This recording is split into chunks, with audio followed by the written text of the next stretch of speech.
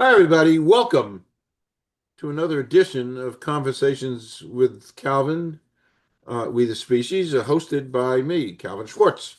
And of course, I always like to tell people early on, do subscribe because the algorithms that are part of our life loves people to subscribe. And that's how things grow and prosper. Instead of watering a plant, people subscribe to a channel.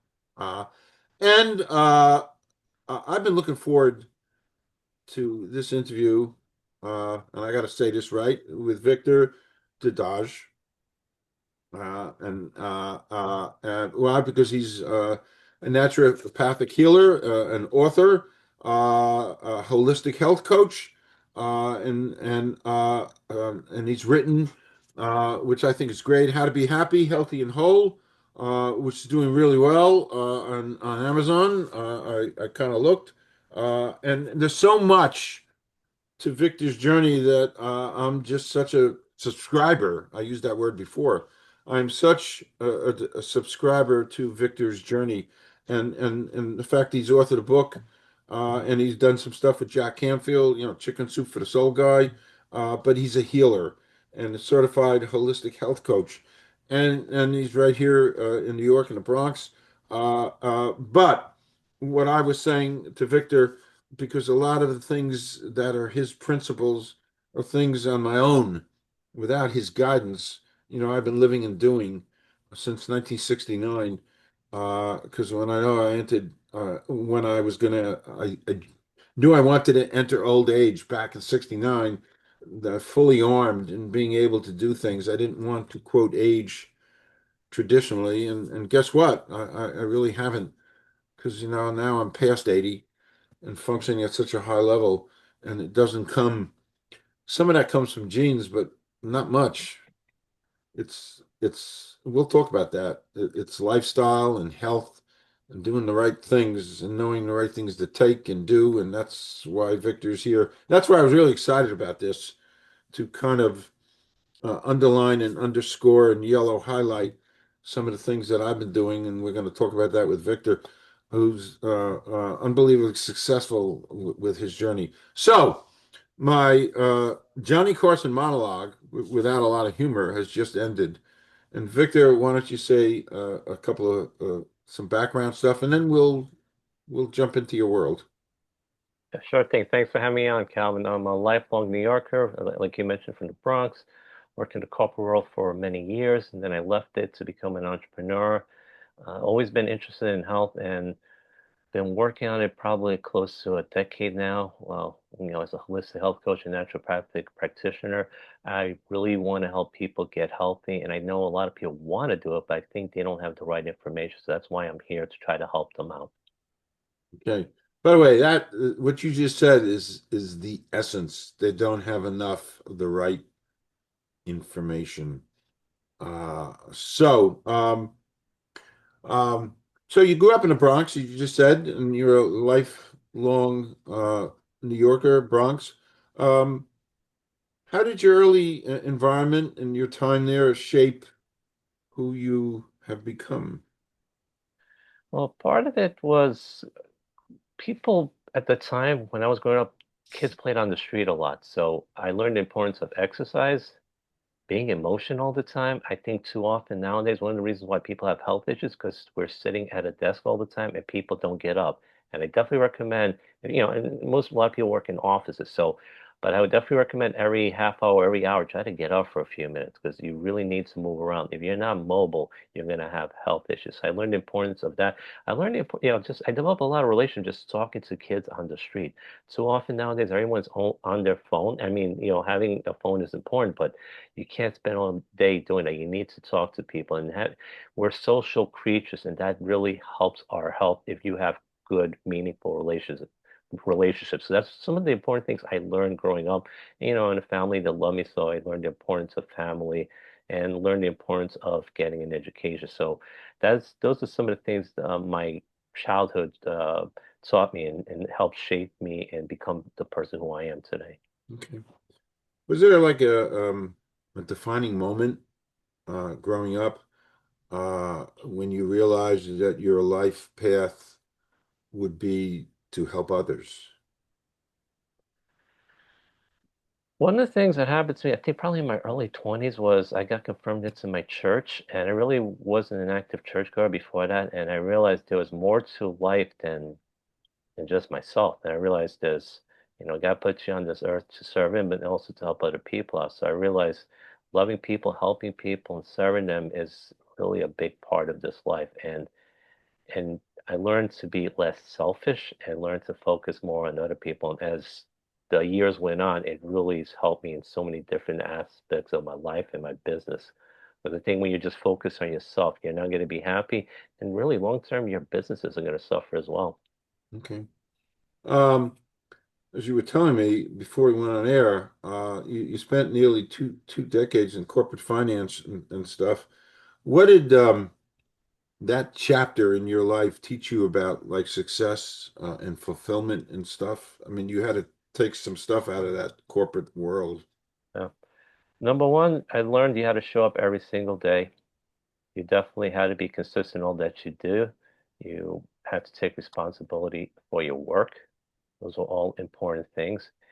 And one thing I didn't learn early on, but I learned later on in my career was not just doing the work, but to get noticed, you really had to go that extra mile, give more than what you're asked for. I think too often people just think, oh, I just have to do what I'm told to do. And that's okay.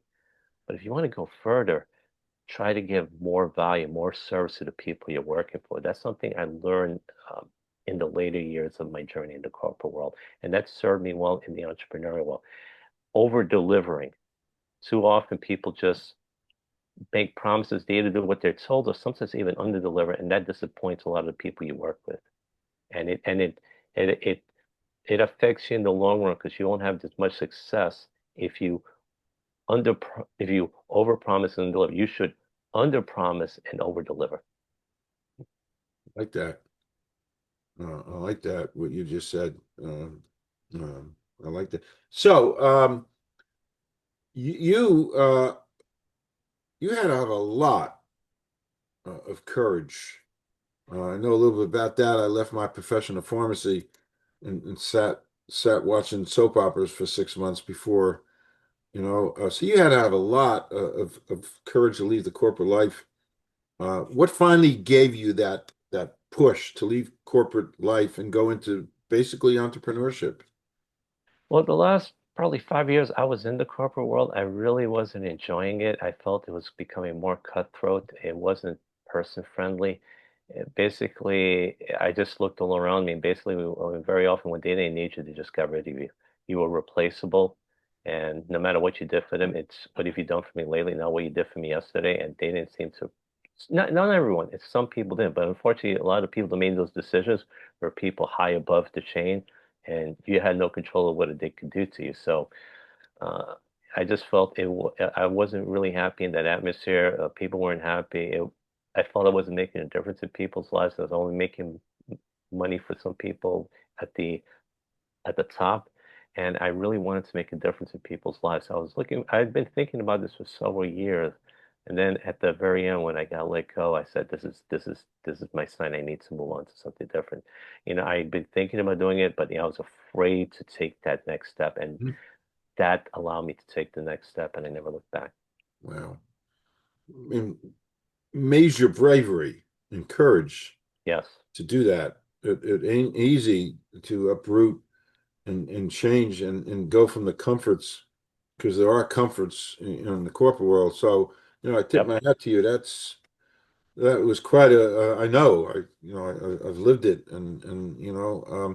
so I'm curious about this because you're in one world and now you want to go into the world of naturopathic health and holistic healing. What first drew you to those things? Well, when I was growing up, I was taught the basic medical model that, you just get treatment from medications and drugs and you'll be fine. But I started reading some books like maybe about 20 years ago saying that what we were told is a lot of that is myth and we were being misled that many of these medications, they have side effects, some mild, some really bad, and that what we really need are we need to eat better foods, we need to get more of these vitamins and minerals, and we need to exercise more. So there are a lot of things we were not being told to do that could help our health, and we were being sold this bill of goods that actually leads to a lot of sicknesses. And truth is, if you're on a lot of meds, you're gonna have all kinds of reactions. You don't even know what's gonna happen, and you're being drained of a lot of nutrients if you're on, let's say, 8 or 9 meds, and those are nutrients you need for your health. So people were getting sicker and sicker, and there was such a big increase in a lot of these chronic diseases, which we didn't have 100 years ago. And so I started doing more research. Said there's something wrong here. We need to change some things, and what's being done now is not working. And so it became my one of my desires to see how can I learn more to help people out and live healthier lives. Okay. Are there misconceptions when people hear uh, natural health? Uh, I'm sure, and listen, everybody has misconceptions about that. So, are there misconceptions about that? Well, there's some things there. So, for example, people think, well, if it were good in the mainstream, everyone would be doing it. But the thing is, there are a lot of big powers that don't want you to do stuff that's natural because they lose a lot of money, like the pharmaceutical industries. And also, you can't put a patent on vitamin C or magnesium because there's no money because anyone can get it. You can put a patent on a new drug that you create, and you can make billions and billions of dollars off of it. You cannot make billions of dollars off of magnesium. So that's why it's not promoted in the mainstream media, who get much of their funding from the pharmaceutical industries. And some people think it's just only supplements. Supplements is just one part. It's important, but it's also getting enough sleep, getting enough exercise, eating proper foods, getting enough sunlight, for example. So there's more to it than just like taking supplements. And there's some natural things which actually are not healthy. Like if you take lots of archery, which is natural, you're going to poison yourself or poison ivy. Those are natural, but not necessarily healthy for you. I mean, most natural things are, of course, healthy for you, but there are a few that can be dangerous. And so I think those are some of the things that people do not understand about what natural is. But it's and the way they label things. Sometimes they say natural, and it can be misleading. It's not as natural as you think. So, but in general, the more natural it is, I would just say in general, it's healthier. But there are a few misconceptions about it, and those are, I just mentioned a few. Okay. Some years ago, I interacted um, with an MD slash natural. He did both. New York doctor. And long story, and it's funny. I became a patient, and he did the blood work on me, and actually, this is a comedic thing. So he did the blood work, and I mean, he had great practice, and he was well known and brilliant, and so he did the blood work, and then I had back. I don't know what happened. Mhm. I don't Well, we'll know. just That's all right. we'll just continue. You can just start No, over. we'll continue. I mean, start over with your current question, your current Yeah. statement. So, no, I don't know what happened. I have no idea what happened. But I'll put the two things together. Um, we'll just kind of continue. So, uh, but the point being, I was talking about this doctor who I was seeing. He did kind of both things, and I went to see him. It was in New York, and did my blood work, and then we had an hour consult, and he took out. He looked at my blood work, and he started recommending this, and this, and I kind of laughed. I said, "Well, I'm taking that, and I'm taking that, and I'm taking that, and I'm taking that." And he said, "Well, why'd you come to me?" It was kind of funny. Uh, um, I have no idea. So, the point being, and the point being, also, it's a kind of a fragile world because there were stories of some naturopathic guys writing books about some of the work they've done in healing some bad things, and it's not looked at in a really positive light. And I'll leave it at that. But which leads me into the next question. Do you believe there are root causes to all these chronic diseases? You alluded to some of that before. Yeah. Um, Yeah, a lot of it's inflammation. A lot of it, people just have really bad diets. But diets high in ultra processed foods, high in sugar, high in seed oils, and a lot of man-made products. I mean, you go to supermarkets, the vast majority of products in the supermarkets have ultra-processed foods. You have a lot of ingredients you cannot even pronounce. If you cannot pronounce it, you probably should not eat it. Most of these products only have at most three or four ingredients, but a lot of them have like 27 of them. And so they're putting all kinds of things. And in the United States, unfortunately, certain companies will put the ingredients in these products, whereas if they put the same product in Europe, they got to take out some of these ingredients because in Europe they won't allow it because it's unhealthy. So they're banned from using it. But the thing is, then they won't put it in the same product in Europe, but they'll put it over here. Why? And some of those ingredients will cause issues as well. So it's lack of exercise, eating bad foods, not getting enough nutrients. A lot of people are nutrient deficient, not getting enough sleep, too much stress, not getting enough sunlight, get the vitamin D. So I think those will all work together to cause issues. So it's not just one thing. So it's all those things combined that are causing a lot of these chronic issues. mhm. Interesting. So let's say someone wanted to really improve their health. They saw the light and they want to improve their health. What are the first three things they should do? First thing, they got to change their diet, eat real food, stop eating the junk, eating the ultra processed foods. Next thing they probably should do is they're most likely nutrient deficient. They need to increase the amount of nutrients. They got to supplement, and that's going to make a big difference. And I would just say exercise. It's very important to be moving around and exercising. There are probably a few more things I could add, but you just mentioned three. So those are probably the first thing that come to mind immediately. Okay. Um, there's so much. By the way, there's so much. I read a million. Literally, I'm a retired guy, so I read all these articles every day, and all these, health and but wow, sleep, movement, sleep. Wow. Uh, Never there's been such an emphasis on sleep. So you got sleep and movement and stress and nutrition. Um, they really, that's one package for longevity, isn't it? No, absolutely. I mean, sleep is so important, and then, your rate, your blood sugar will go down. You get enough sleep. Your risk of getting certain diseases will go down as you get more sleep. And they've done studies. People who get more sleep tend to live longer. And you also think about it. If you get like 4, 5, 6 hours of sleep, you won't function. They've done studies where people get more sleep. Twins, identical twins. One gets a lot more sleep than the other one. The one who gets more sleep has better growth, has better brain development, does better in school. Sleep has a huge factor. And they've also done studies where they lowered when they moved the starting school time from say 7:45 to 8:30. Teenage drivers, because they were getting extra sleep, were having fewer accidents when they had a Yeah. later start time than when they had the earlier start time. So it Yeah. makes a big difference in so many ways. Mm, interesting. Um, in 1975, I woke up, um, um, and long story, and I decided I was done eating everything with four legs, and that came from the universe.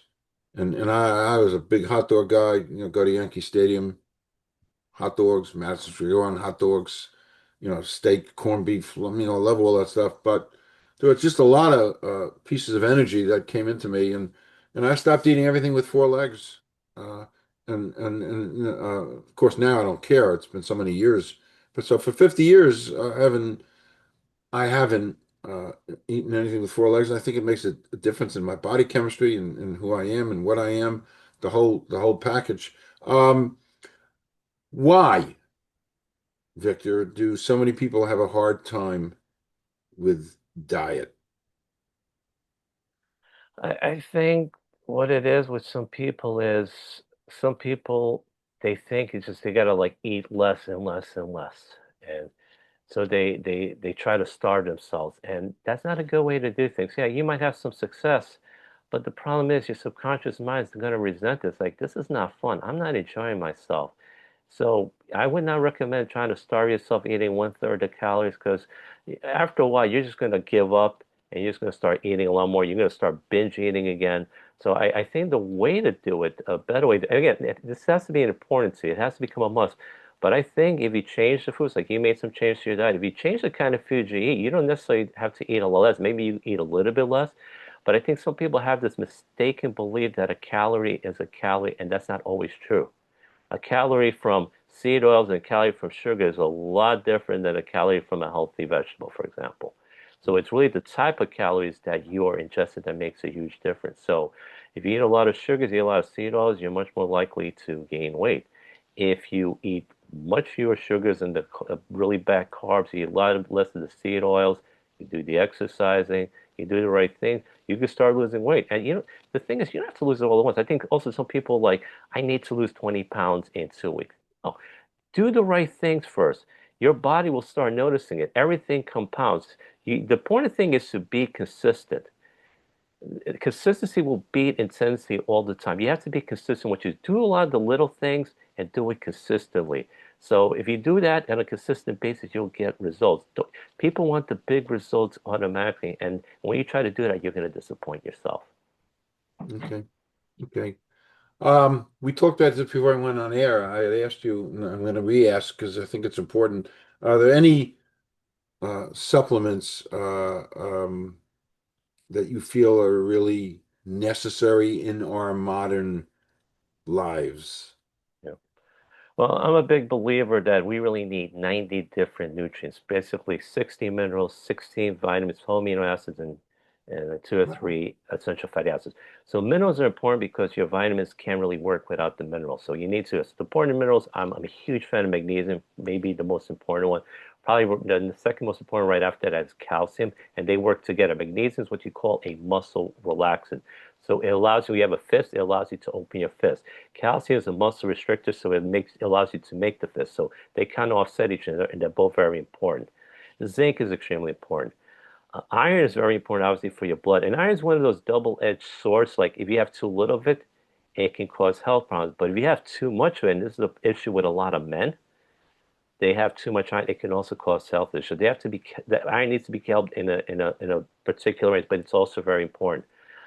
Zinc and copper are extremely important, and they also kind of like fight each other. So you got to make sure you take enough of each. If you take too much of one and you have not enough of the other, it can cause issues. So, but they're both very important. Potassium is another extremely important one. I think I mentioned selenium. If I didn't, selenium is extremely important as well.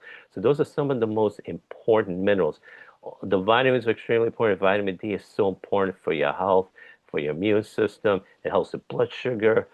Vitamin A also very important for your immune system. Vitamin C hugely important for your immune system. Very important for your bone health. Actually, even more important than calcium because you can't build collagen without the vitamin C. And it's important for your heart health. B complex also important for your heart health, for blood sugar support, for your brain health. Vitamin K2 helps keep the calcium out of the arteries. You take that together with vitamin D3 and magnesium. That's something very important. So those are some of the important supplements I could recommend. Obviously, there's a lot more to it, but those are some of the major ones I would definitely. And vitamin D, vitamin E helps with blood thinning. Okay. Yeah, it's funny. If you're going to have a procedure in a hospital, and they always say make sure you stop taking vitamin E. Yep, You know, absolutely. it's a blood thinner. Yep. So uh, I take all that stuff Hmm. because I take all that stuff. Um, is there, because we're talking about nutrition and stuff, is there a way for people to really be nutritious without spending a ton of money in this day and age? With everything, going up.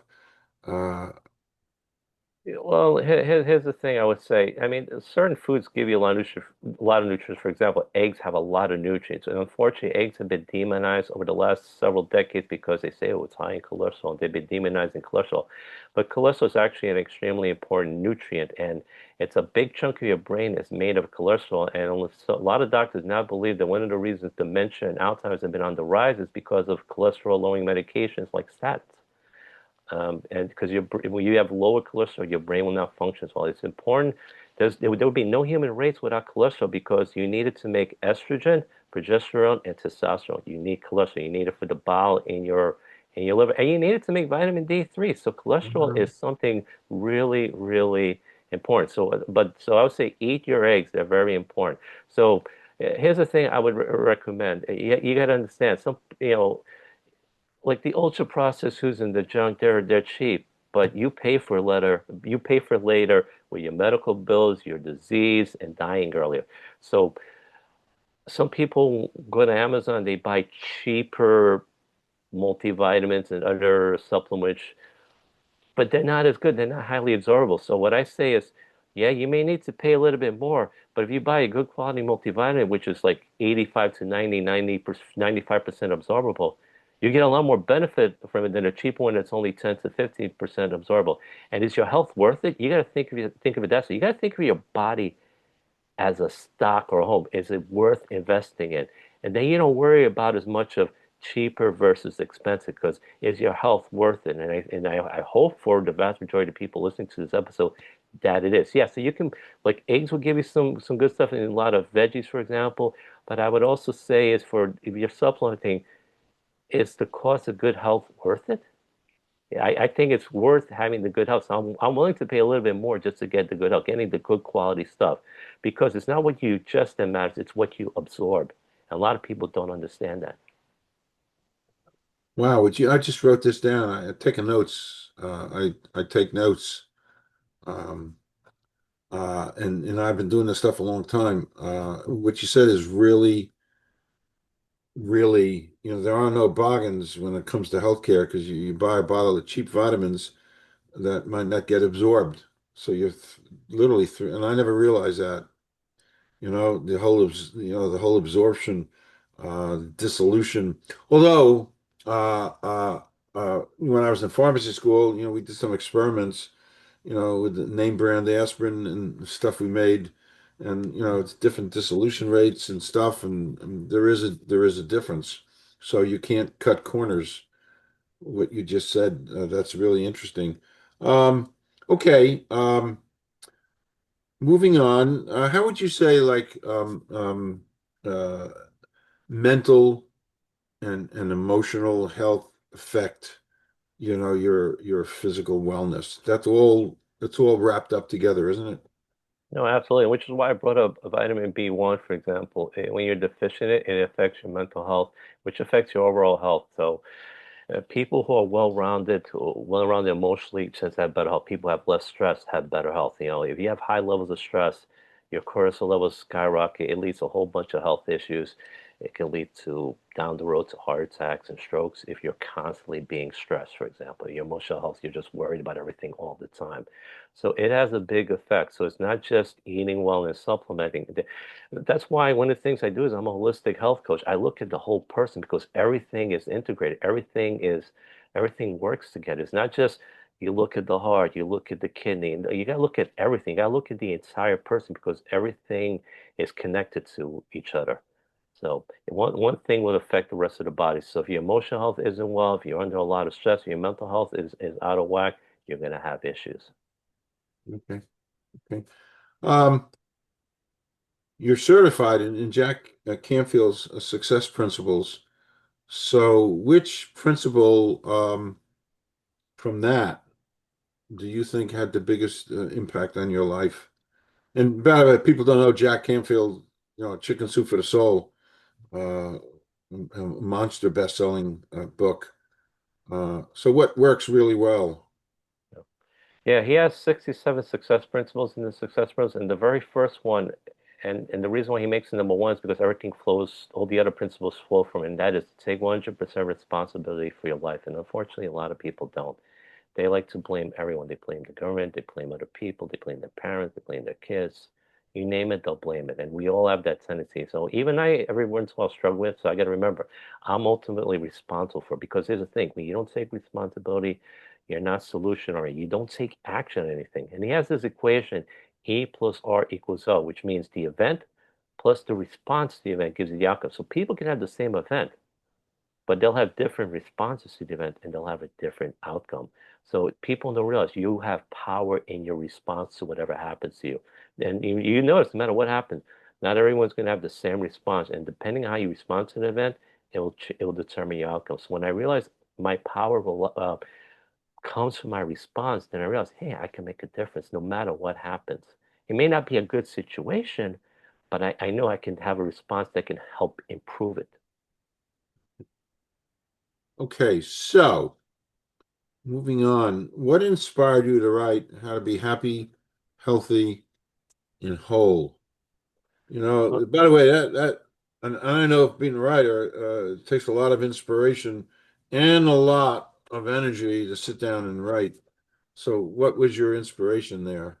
no, you're right, and it takes a long time to write it, and I've spent a lot of time on it. But I was inspired by the fact I really wanted to get the word out to help people live happier, healthier, and more whole lives. Because, as I mentioned earlier, a lot of people want to be healthier, and they're doing things that they think will help, but some of the things they're doing is wrong and it's hurting them because there's certain health myths out there that are hurting them. So I'm trying to get the information out, and that if they follow what I outline in the book and they apply it in a consistent manner, they'll get results and they'll have better lives. They'll have healthier lives and have happier lives if they implement what I teach in that book, because I know a lot of people want it, but they don't have the information. What does being whole, um, I show it, I hold it up again. What does being whole really mean in today's crazy, fragmented AI crazy world? I think it's just really just being balanced, being true to who you are, having feeling that self-esteem, that self-belief in yourself, having good social relationships, and realizing that being your true authentic self and living the kind of life I think you are meant to be, and just everything in balance, like your emotional well-being, your spiritual well-being, your physical well-being, everything having in balance. And I think when you have that, you're more of a whole person. Okay, okay, that makes sense. Um, I always like to ask this: if readers can take one lesson from this, um, uh, what would it be? I would say take control of your health in your life and don't let people who profit from you being sick take control of your health. You take control.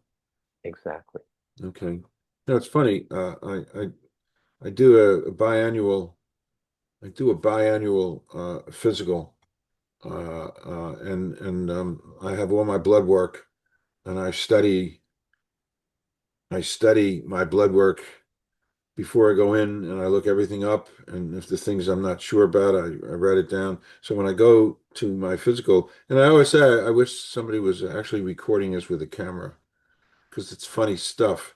So there I am sitting, with my notes, my blood work notes, and point by point, I'm going down. I'm saying, what do we do here, here, and this is good, right, Bob? So I'm actually, what you just said, Victor, take control. I was taking control I mean, he's the doctor, and I respect that. And I'm not taking away any, but I'm just trying to take control of my life and my health, and kind of watching things. Um, uh, Moving on, you transitioned from your early life into entrepreneurship in 2013. Everything that you're doing. Uh, That's a hard, I mean, it's a hard transition and a brave transition. What would you say was like the hardest thing about making that change from corporate to your own entrepreneurship? Well, there are a couple of things. I'm entering a new field, doing something I've never done before. I don't have the credibility. I had before. So people are like, oh, you're an entrepreneur. And so it's like a lot of people don't believe in you in the beginning. And you have to believe in yourself, which can be very tough sometimes when you're not getting results. So when you're in the corporate world, you're getting a check every week or every 2 weeks. You're not doing that in the beginning. Very often, you're not getting a paycheck for months. So it can be very easy to give up if things aren't going well. So you have to really work on your mindset, have the belief in yourself. And also, there's that the temptation to distraction because you don't have a boss. Your boss in your job was telling you what to do, and he kept you accountable. But right now, you have no one to hold you accountable, and there's you can take time off. You can, get lazy, take a few days off, but you need to work on a consistent basis. You have to hold yourself accountable, or better yet, get an accountability partner or a mentor who will hold you accountable because that'll ensure that you're being consistent in what you need to do. Because if you're not consistent in your business, you're never going to get the results. And that's one of the reasons why I think people quit entrepreneurship and go back to what they were doing before, because it can be very challenging in the beginning. But if you don't give up and you do the right things, it can be so rewarding in the long run. And you have to have a long-term focus. And I think a lot of people don't have that, especially in this age of instant gratification. We want everything to happen yesterday. Yeah. Key words, instant gratification. That's it's all over our world. And I think about that all the time because writing a book, the whole process of writing a book, as you know, there isn't one fragment of instant gratification in that. It's one lonely, difficult journey that so many people have no clue about. If you haven't never written a book, our world is filled with instant gratification.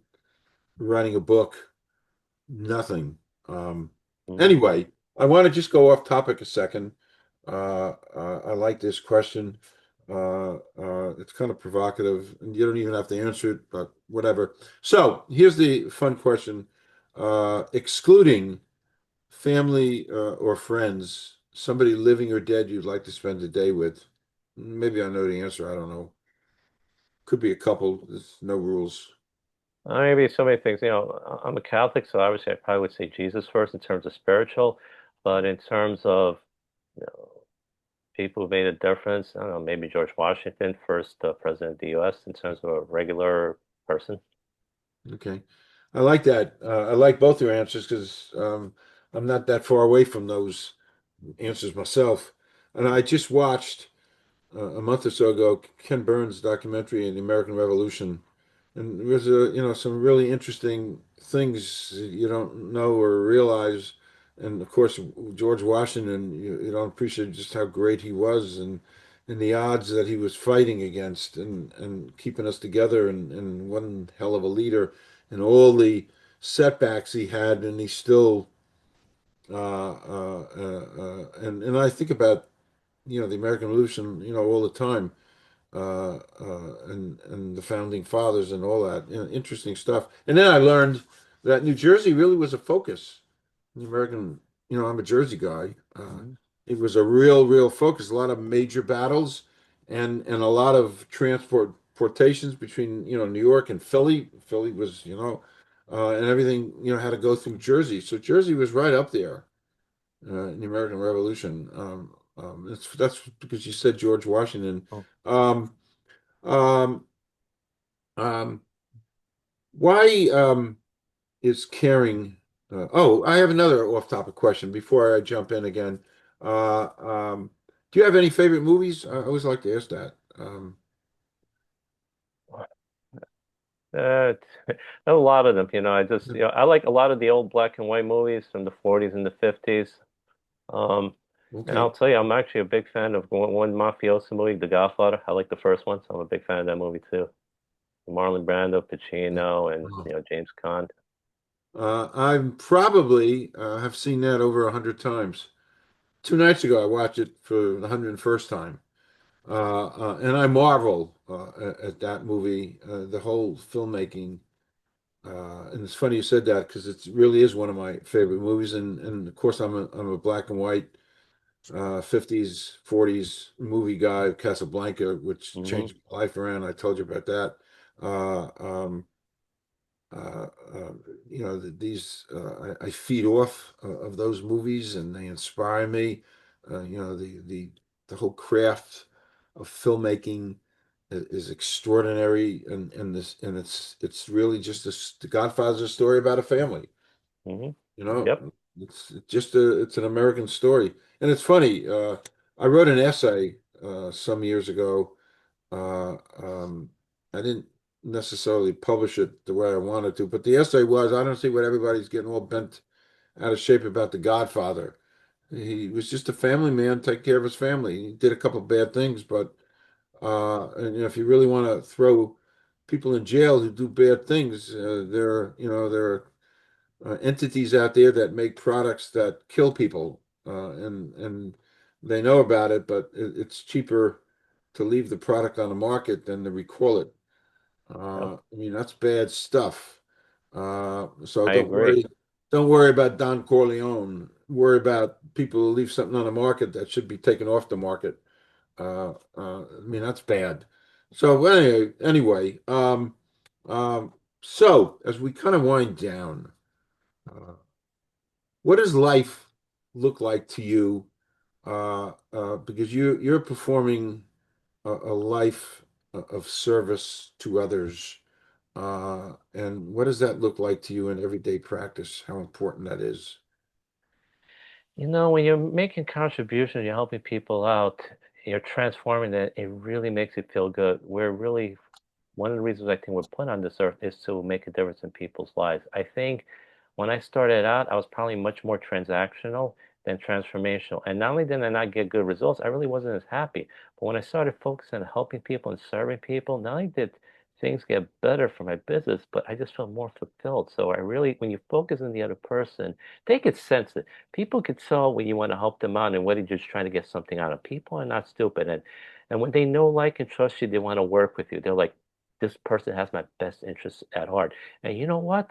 They'll be happy. They'll get good results. You know what? They're going to tell their friends. This guy really helped me out a lot. So word of advertising is really the best thing for you. It can help you. It can also hurt you. If you don't take care of people, it's going to hurt you as well. So I think focusing on them, I think the money usually will follow, but you got to just focus on serving. You have to serve if you want to deserve, is what I say. So I really focus on the other person and show them that you care.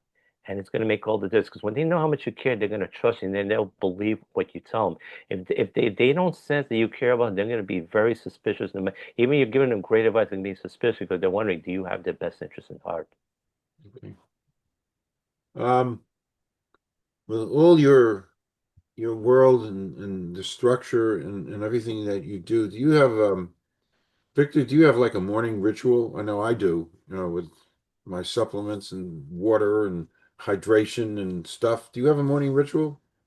Well, in terms of that, I do that too. I take all, various supplements in the morning, and I think the first hour of the day, I think is so important because your subconscious mind is so impressionable. So I make sure anything I do is positive, is going to help. I stay away from anything negative. I don't watch the news the first hour of the day because it tends to be negative. So, I'll do stuff like meditation, prayer, reading good books like the Bible or some other positive motivational stuff. So those are things I do more focus on the stuff that's positive that's going to help you that first hour. And not just for the morning, but also right before I go to bed because your subconscious mind is also extremely impressionable right before you go to bed, which is why if you watch a scary movie right before you go to bed, you may have nightmares. So the first hour in the morning, so the morning ritual is important, but also the last hour before you go to bed, it makes such a big difference in your subconscious mind, which makes over 95% of the decisions you make, whether you realize it or not. So that's why it's so important. So I focus on that first hour, doing the positive things. Funny you said positive because when I started this podcast, that word was all over me. Positive, positive, positive. And I made my own decision that I'm only going to focus on positive stuff, which means, um, there's no politics. I don't discuss not a word. Yeah, I've been doing this 5.5 years. I've done 700 of these things, between videos and interviews, people all over the world. And one thing I will not talk about is politics.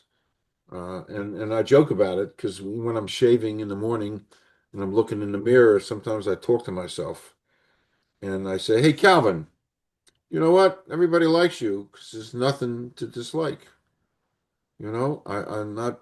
doing the whole political thing. Let other people kind of worry about that. It's not that I'm shedding any kind of responsibilities. I want to focus on positivity and elevation. Let somebody else do that. There's plenty of people who do that. But it's funny that you said that. Um, uh, Two more things, Victor. Actually, we could probably go on for a couple more hours because it's just easy because our commonalities, the health thing. By the way, you scared me a little bit. I'm a big no cholesterol guy. My last cholesterol was 112. Uh, That's borderline getting too low. As soon as I get my blood work back and I see 112, I run in the kitchen. I make three eggs to celebrate. And I'm so aware that we need cholesterol, and you kind of gave me a gentle slap in the face of I pride myself in my well, because I don't eat meat and stuff, but whatever. But I took note of that, and I don't want to be too cavalier that my cholesterol is low. Whatever. Um, I wanted to ask this: what role? Because you're a spiritual guy, what role does spirituality play in healing and wellness?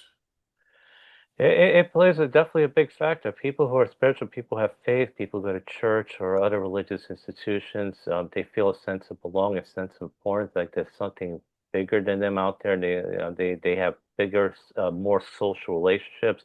They have they have more hope in life, and they tend to do better with their health. And when they get sick, they tend to recover more than people who don't have that spirituality, they don't have that faith, and they tend to have less hope. So it's been documented to show that having this belief, it helps your immune system, helps the health system.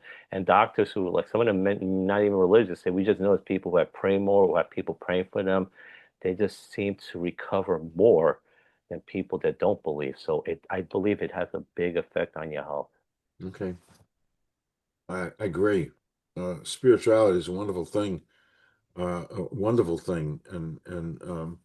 I'm really spiritual, as we talked about, and I had AFib for 15 years. Uh, 15 years, and the last time I've been in the hospital a million times, ablations and cardioversions, and I took every drug known to mankind. They put me in the hospital a year ago, December, for 5 days, trying to bounce me out, and they couldn't. Gave me the strongest drug known to mankind. They hooked me up to all kind of monitors. Nothing. They took me downstairs. They paddled me. Uh, and there's a spiritual element to this. Why they paddled me 2 days later, nothing. 2 days later, back, paddled me, and finally they said, "You know what, Calvin? Your body wants to be an AFib. Go home, have a Merry Christmas, and as long as you're relatively asymptomatic, enjoy yourself. And if things get bad, we'll deal with it." And I went home a year ago, January, and I said to myself, I gotta bring in the spirits here. So I did my spiritual incantations. And again, I've read every article that's written, almost. I think I have. I don't know. I don't smell alcohol because that's a trigger. But, I brought my spiritual into this. What do I do here? I just want to get out of this stupid thing. It's just, I don't like it. And when I do go into AFib, you feel your whole body is out of whack and stuff. So I then took my body weight wise, what it was 40 years ago. So I weight wise, I was like I was back in college or something. And I did my spiritual incantations. And then a month later, last February, a year ago, February, I woke up one morning, and I have this people out there. This is an EKG machine. I don't know if you ever saw it before. It's called cardia.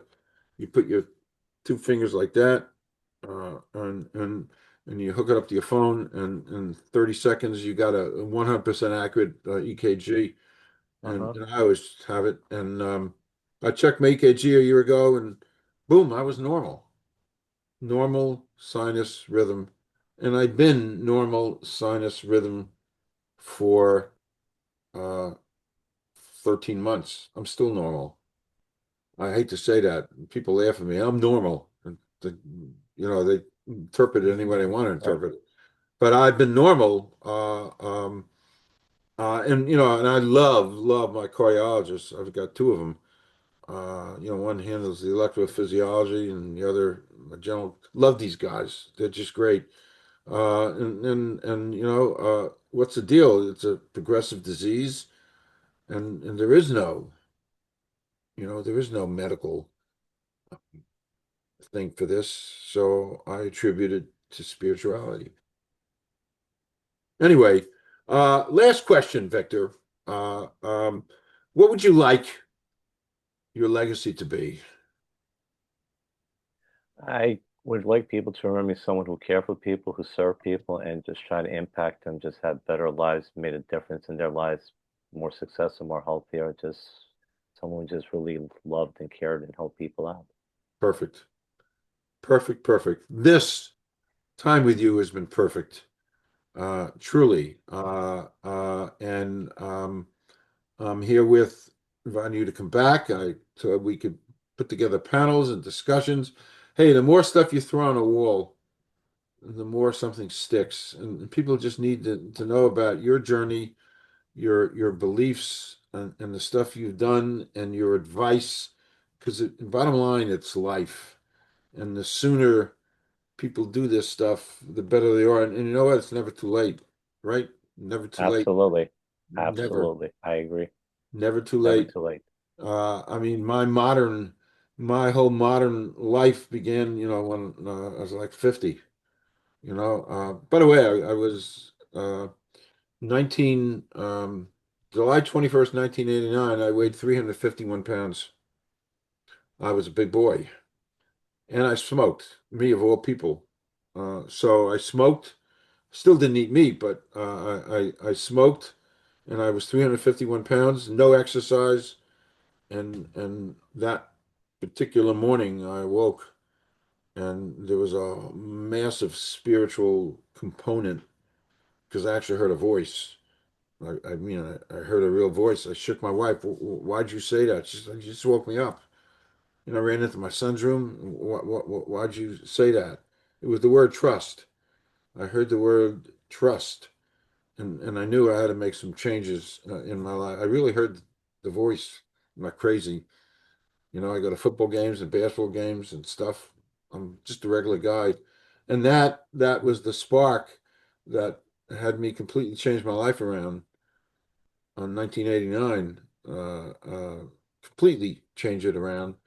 And I lost 100 pounds in 2.5 months. I was doing 500 calories a day, a little obsessive. But anyway, uh, uh, uh, I, I I could just keep talking to you. Anyway, this has been great. I would love you to come back. We'll do panels and we'll do other discussions.